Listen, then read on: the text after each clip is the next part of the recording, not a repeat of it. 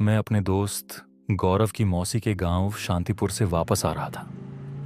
उनकी मौसी का घर मुझे सच में बहुत पसंद आया। हमने पूरा दिन खूब मस्ती की, पर अब रायपुर शहर के लिए निकलने का टाइम हो गया था।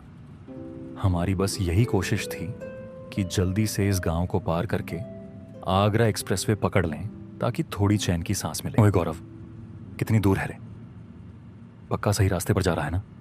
आते समय तो इतना टाइम नहीं लगा था। मैंने, जिसका नाम आकाश है, थोड़ी चिंता से पूछा। अरे हाँ यार, सही जा रहे हैं, तू बिल्कुल भी फिक्र मत कर, उसने जवाब दिया। हम गाड़ी चला ही रहे थे कि मैंने सड़क किनारे एक आदमी को खड़े देखा। मैंने गाड़ी रोकी और पूछा, बाबूजी, यह आगरा एक्सप्रेसवे मतलब बड़ी सड़क यहां से कितनी दूर है, बता सकते हैं? ओह, आप हाईवे की बात कर रहे हैं, समझ गया। बस इसी सड़क पर सीधे चलते जाइए, लगभग 15 मिनट में आप बड़ी सड़क पर पहुंच जाएंगे, उसने कहा। अपनी बात खत्म करके वह आदमी अजीब सी खसखस वाली हंसी हंसा और पता नहीं कहां गायब हो गया।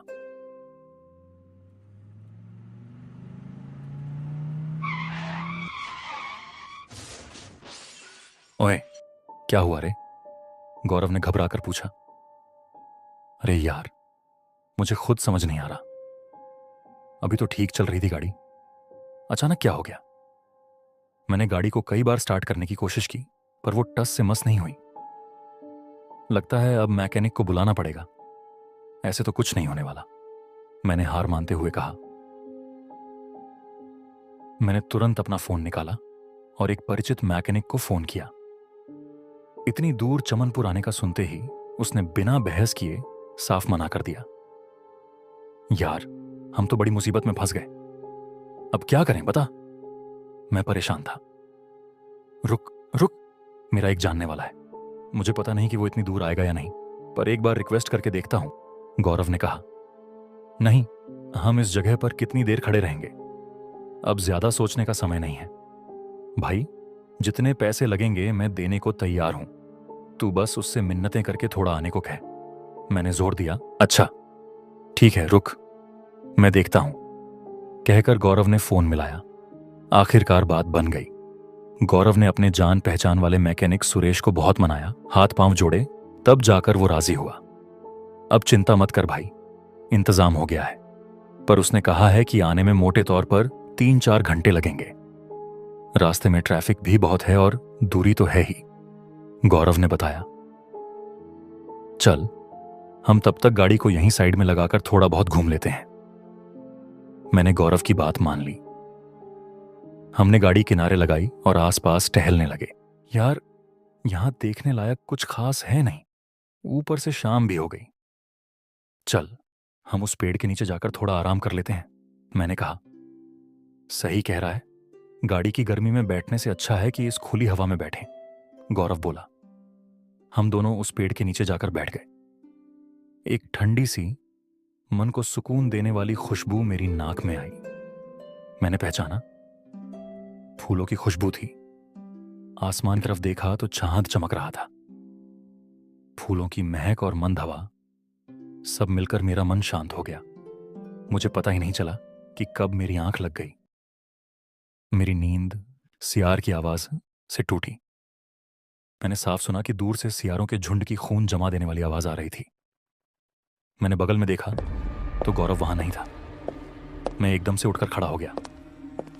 गौरव, ओए गौरव, कहां गया रे तू? देख, ये सब ठीक नहीं हो रहा, बता रहा हूं, तू मुझे डराने की कोशिश कर रहा है। हाँ, मैं सब समझता हूं, अभी बाहर निकल कह रहा हूं, अगर मैंने तुझे पकड़ लिया तो 3 घूंसे मारूंगा, ये मैंने बता दिया। वैसे भी अनजान जगह है, ऊपर से यह सब बकवास, ये बिल्कुल ठीक नहीं हो रहा है भाई। मैं गौरव को आवाजें दे रहा था कि अचानक मैंने महसूस किया कि कोई मेरे ठीक पीछे आकर खड़ा हो गया है। मैंने सोचा शायद गौरव होगा। पीछे मुड़कर देखा तो नहीं, वह गौरव नहीं था, कोई दूसरा आदमी था जो अजीब तरीके से आकर खड़ा हो गया था। आप कौन हैं भाई साहब? मैं आपको पहचान नहीं पाया, ऐसे मेरे पीछे खड़े होकर क्या कर रहे थे? वह आदमी मेरी तरफ देखकर बोला। मेरा नाम विनोद है। मैं पास वाले गांव रामपुर में ही रहता हूं। मैं यहीं से गुजर रहा था। मैंने देखा कि आप किसी को ढूंढ रहे हैं, इसलिए आपके पास आकर खड़ा हो गया। उसकी बातें सुनकर वह आदमी बुरा तो नहीं लग रहा था। मैंने सोचा क्यों ना इससे मदद मांगकर देखूं। अगर कोई रास्ता निकल आया तो बहुत अच्छा होगा। समझ गया। तो विनोद भाई, आप मेरी एक मदद कर सकते हैं? बहुत मेहरबानी होगी। हाँ, जरूर जरूर। क्या मदद चाहिए बताइए। मैंने उस आदमी को अपनी सारी परेशानी बताई। ओह, ये बात है। आप चिंता मत कीजिए भाई साहब, ये सामने ही एक गैराज है, वो मेरा जान पहचान वाला है। ओह वाह, तब तो कोई फिक्र ही नहीं रही। जल्दी वापस जाया जा सकेगा। आप आइए, जल्दी मेरे साथ आइए, उसने कहा। उस आदमी की बात मानकर मैं एक टूटे फूटे घर के सामने जा पहुंचा। देखने में वह गैराज जैसा तो बिल्कुल नहीं लग रहा था, पर अब मेरे पास कोई और चारा नहीं था। यही आदमी मेरी आखिरी उम्मीद था। ओए कालू, कालू, ये देख, तेरे लिए क्या लाया हूं। उस आदमी ने किसी को पुकारा। मुझे लगा उसने गैराज वाले आदमी को ही बुलाया होगा। इसके बाद घर के अंदर से आवाज आई, हर रोज तुम्हारी ये मजाक करने की आदत। जाओ तो, अभी मेरे पास बहुत काम है, मुझे परेशान मत करो। अरे, इस बार झूठ नहीं बोल रहा रे, सच में एक आदमी को लाया हूं। विश्वास ना हो तो बाहर निकल कर देख। ओह, अच्छा ठीक है, तो उस बंदे को अंदर भेज दे। उस आदमी की बात सुनकर मुझे बिल्कुल अच्छा नहीं लगा। ये क्या भाई साहब, ये क्या बात करने का तरीका है? वह मुझे ऐसे क्यों कह रहा है? आप गुस्सा मत होइए भाई साहब, वह थोड़ा वैसे ही बात करता है, पर काम में उसका हाथ बहुत अच्छा है।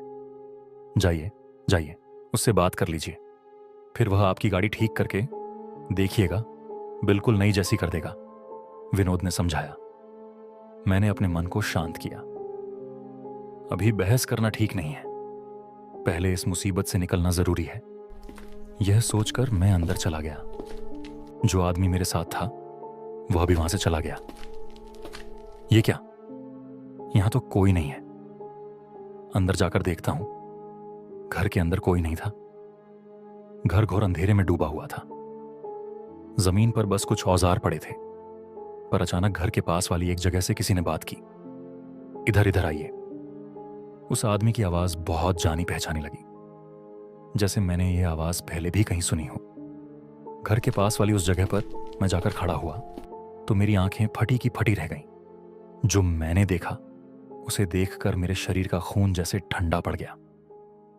ये क्या, ये तो गौरव है, पर वह यहां यह सब क्या कर रहा है?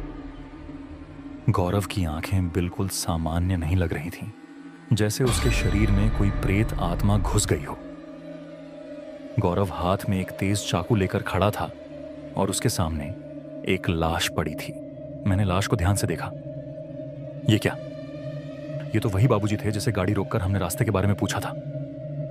पर वह आदमी यहां इस तरह, और मेरा दोस्त गौरव, उसकी क्या हालत हो गई है? मैं खुद को संभाल नहीं पाया। जोर से चिल्लाकर बोला, गौरव, ये तू क्या कर रहा है? ये कैसे मुमकिन है? गौरव ने अब मेरी तरफ अपनी भयानक जलती हुई आंखों से देखा, फिर एक खून जमा देने वाली आवाज में बोला, तू सही देख रहा है, ये मैं हूं। इस आदमी की आंतें निकालने के बाद अब तेरी बारी। मैं तो तुझे अपने जाल में फंसाने के लिए ही यहां लाया था। नहीं नहीं, ये सब झूठ है।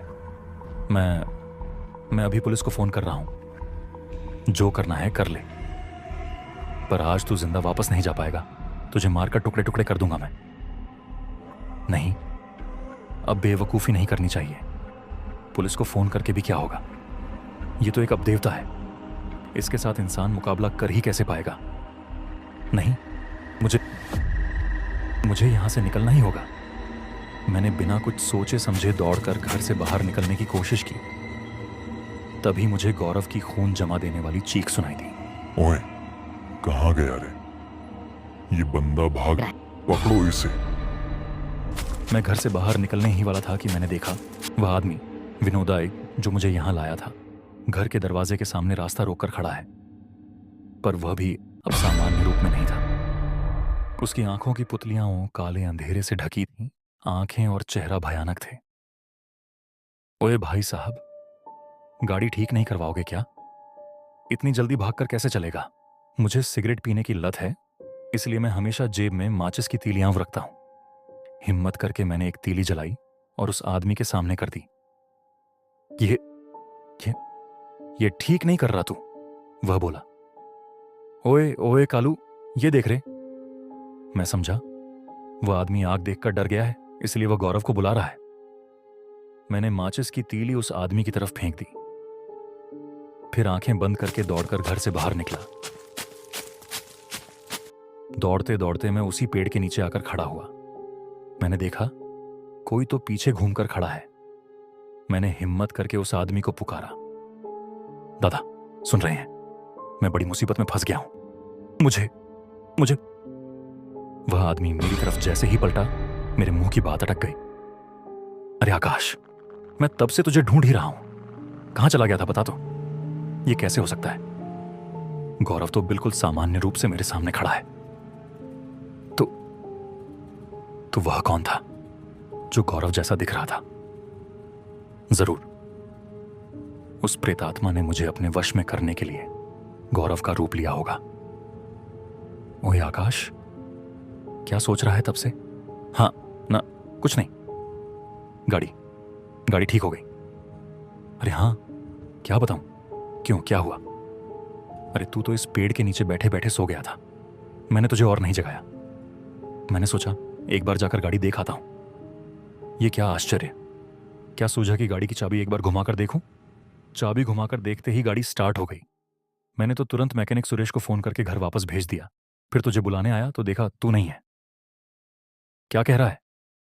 हाँ, और क्या बताऊं, न जाने क्या हुआ था गाड़ी को। अब चल अच्छे से यह चौराहे वाली जगह छोड़कर निकलते हैं।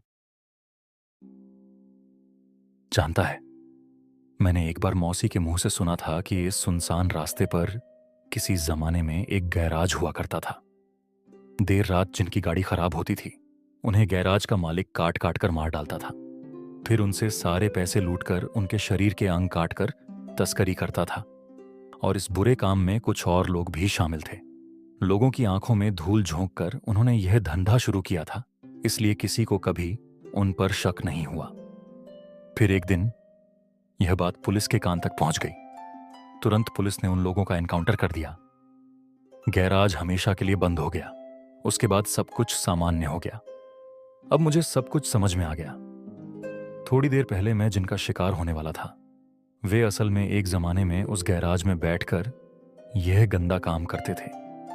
मैंने इस बारे में गौरव को और कुछ नहीं बताया, सब कुछ अपने मन में ही दबाए रखा। हो सकता है गाड़ी खराब होना भी उस मायावी प्रेत का एक जाल हो।